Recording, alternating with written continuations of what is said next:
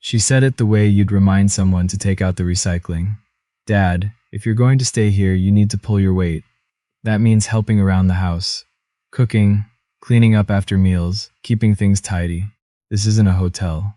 I was standing in the hallway of my daughter's house in Oakville, still holding a bag of groceries I'd picked up on the way over. We hadn't even sat down yet. I didn't argue. I set the groceries on the counter, put the kettle on, and started unpacking the bags. That was September. I remember because the leaves on the Norway maple out front had just started turning, and I kept thinking, this is going to be fine. People go through rough patches. People adjust. I should back up. My wife, Sandra, passed away 14 months before that conversation. Pancreatic cancer. 11 weeks from diagnosis to the end. That's how fast it moved. We'd been together for 31 years. I was 54 when she died, still working, still healthy, still doing everything I was supposed to be doing. But the house we'd shared in Kingston felt enormous without her. The hallway echoed. The kitchen was too quiet. I'd find myself standing in front of the open fridge at 7 in the evening, not hungry, just standing there because I didn't know what else to do with my hands. My daughter, Stephanie, called me one evening in late July. She said she and her husband, Rory, had talked it over, and they thought it made sense for me to come stay with them for a while. Get out of the house, spend time with the grandkids, let her keep an eye on me. The word while should have given me pause. It didn't. I sold the house in Kingston. We'd owned it free and clear. Sandra and I paid off the mortgage 8 years before she got sick. After the sale, after fees and taxes, I had just over $340,000 sitting in a savings account. I told Stephanie. She said it was good that I had that cushion. She said not to worry about rent. They weren't going to charge their own father rent. Just help out around the house and we'd figure things out as we went. I thought that sounded reasonable. I drove up to Oakville with my truck loaded, 2 suitcases in the back seat, my tools in the bed, and a cast iron pan I'd had since before Stephanie was born. Rory was in the driveway when I pulled up. He shook my hand, told me it was good to have me, and then his phone rang and he went inside. Stephanie showed me to my room. It was on the main floor, just off the kitchen, a small room that had previously been used as a home office. There was still a desk pushed against one wall, taking up a third of the space. There was a window, but it looked out directly at the fence, about 4 feet away. The closet was shallow, one of those accordion door closets that don't fit a real hanger without the clothes pressing against the door. I put my suitcases down and told her it was great. She smiled and said, "The kids are so excited to have Grandpa here." Her kids, my grandchildren, were 9 and 6 at the time. Theo and Lily, they were good kids, genuinely. They'd come knock on my door in the morning and ask me to make pancakes. I never minded that.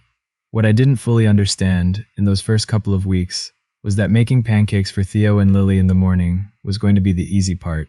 By the end of the first month, my day looked like this. Up at 6:30 to make breakfast before Rory left for work and before Stephanie got the kids ready for school. Unload the dishwasher, wipe down the counters. Mid-morning, do a load of laundry. I'd started doing the laundry because Stephanie mentioned once, just once, that she was behind on it, and I offered to help. That offer somehow became a permanent assignment. After laundry, there was usually something, a grocery run, a trip to pick up dry cleaning, dropping Lily at her afternoon program because Stephanie had a work call. I wasn't retired. I want to make that clear. I was still doing contract work remotely, project management consulting, a few clients I'd kept on after my last full-time position. I had calls in the morning, sometimes in the afternoon, but I'd moved my schedule around Rory and Stephanie's needs without anyone asking me to. I just started doing it because it felt like the right thing to do. I told myself I was being useful. I told myself Sandra would have done the same. The first time I noticed something had shifted was a Tuesday in October. I'd been there about 6 weeks. Stephanie came home from work around 4:30, dropped her bag on the kitchen island, opened the fridge, looked at what I'd started prepping for dinner, and said, "Can you make sure it's ready by 6:15? Rory has a thing at 7 and he needs time to eat." Not, "Thank you for starting dinner." Not, "What are you making? It smells good." Just, "Have it ready by 6:15. I said sure. I had dinner on the table at 6:10. Rory ate quickly, said, "Good stuff," and went upstairs to change. Stephanie helped Theo with his homework while she ate. I ate at the kitchen counter because the dining table only had 4 chairs on that side, and I hadn't wanted to crowd them. That was the first time I ate alone while they ate together. It wasn't the last. Things accumulated slowly. That's the thing nobody tells you about these situations. It doesn't happen all at once. If someone had shown me, on that first day, exactly what life would look like by month 3, I would have gotten back in my truck immediately. But it happened in layers. One thing became normal. Then another thing got added. Then another. And by the time you realize the whole shape of it, you're already in the middle of it. By November, I was doing most of the cooking from Monday to Friday. I was doing all of the laundry, including Rory's work shirts, which he wanted pressed, and which he left in a pile on the floor of the laundry room, with no note, no request, just left there and assumed. I was doing the school pickups twice a week. I was keeping the main floor clean because the cleaning person they used had moved away, and Stephanie hadn't found a replacement yet. That yet stretched into its second month. One evening, I came back from picking Lily up from gymnastics and found a note on the kitchen counter. Stephanie's handwriting. Dad, can you marinate the chicken tonight so it's ready for tomorrow? Rory's mom is coming for dinner. Thanks. I stood there with Lily still holding my hand, and I read that note 3 times. I marinated the chicken. Of course I did. I also cleaned the bathrooms the next morning without being asked because I knew someone was coming over. I set the table with the good dishes, the ones Sandra and I had given Stephanie when she moved into her first apartment. When Rory's mother arrived, a woman named Phyllis, pleasant enough, Stephanie introduced me as my dad who's been staying with us. Not living with us, not helping out, just staying. Like I was between flights. Phyllis said it was wonderful that I was there. I poured her a glass of wine and excused myself to check on the roast. I ate in the kitchen again that night. I told myself the dining room was crowded. I had stopped noticing by then that I was making excuses for them. The moment that changed everything for me happened on a Friday evening in late November. I had had a long week, 2 clients with back-to-back deadlines, a project that had gone sideways and needed 3 extra hours to sort out. I was tired in a way that had nothing to do with sleep. I came out of my room around 8:30 to get a glass of water and found a pile of clothes, Rory's clothes, stacked outside my bedroom door. Not outside the laundry room. Outside my bedroom door, there were dress shirts, 2 pairs of slacks, a pile of gym clothes, and what appeared to be a hoodie that had never once in its life touched a washing machine. All of it piled neatly, like a package left for delivery. I stood in the hallway in my socks looking at that pile for what must have been a full minute. I didn't pick it up. I stepped over it, got my water, went back to my room, and sat on the edge of my bed. I thought about Sandra. I thought about how she used to say that when something bothered her, she'd ask herself, is this how I want to spend my time? Not is this fair? Not is this right? Just, is this the life I'm choosing? I already knew the answer. I'd known it for weeks, maybe longer. I'd just been waiting for something concrete enough to make the knowing undeniable. I picked up my phone and called my old friend Keith, who lives over in Burlington. I told him what had been going on.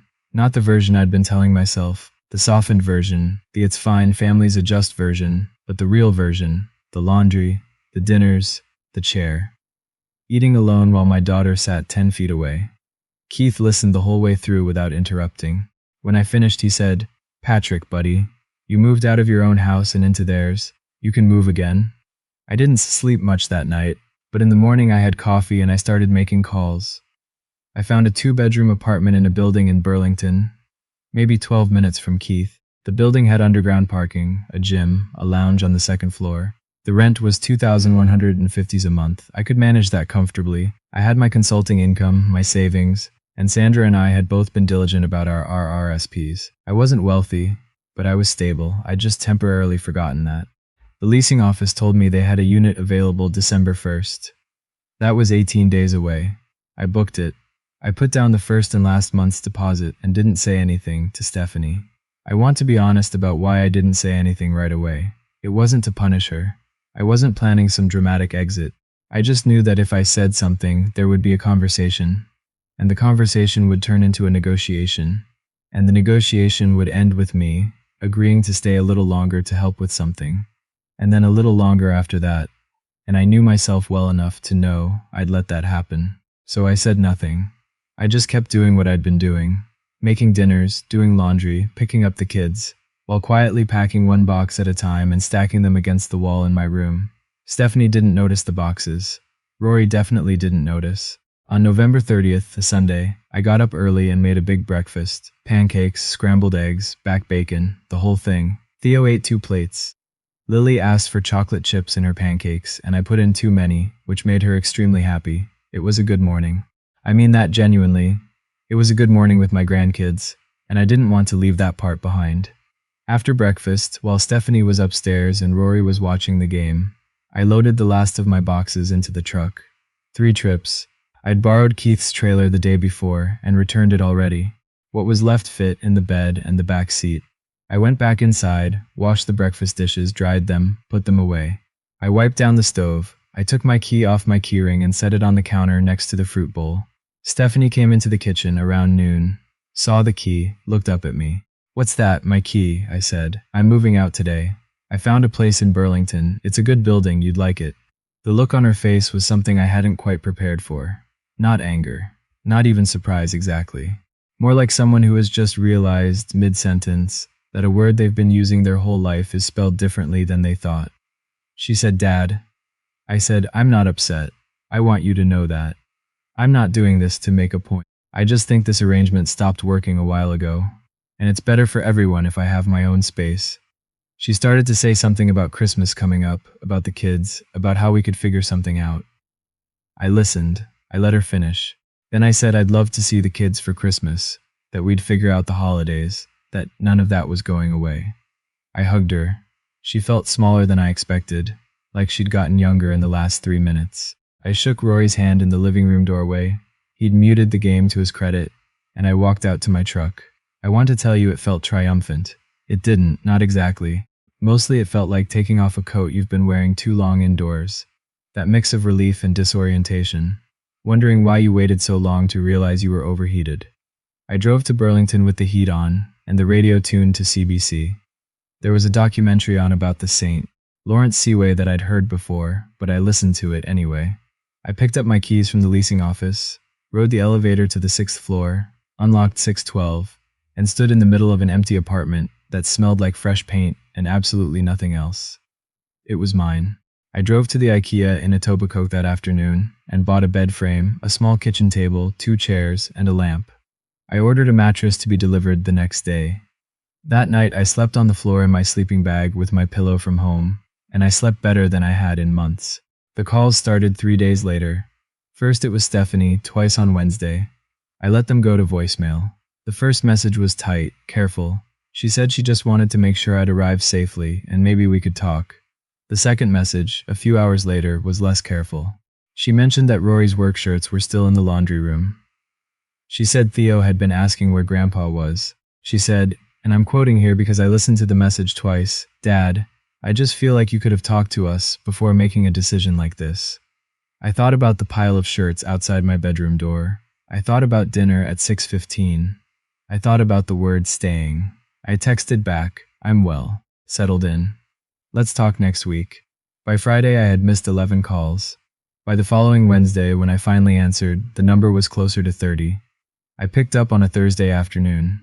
I was sitting at my new kitchen table with a mug of coffee and the novel I'd been trying to finish since August. It was the first time in months I'd sat down in my own home without a mental list running in the background. Stephanie sounded tired. She said things hadn't been easy since I left, that Rory had been stressed about the dinners, the school pickups, all of it. That she hadn't realized how much I'd been contributing. I let her talk. When she finished, I said, "I'm glad you see that now." She said, "Dad, do you think maybe?" "No," I said, gently but clearly. "I like my apartment. I'm doing well. I'd love to have you and the kids over for dinner sometime. I make a pretty decent butter chicken now. But I'm not coming back to live there, sweetheart. That's done." There was a long pause. "Okay," she said finally. "Okay," I said. We talked for another 20 minutes about nothing in particular.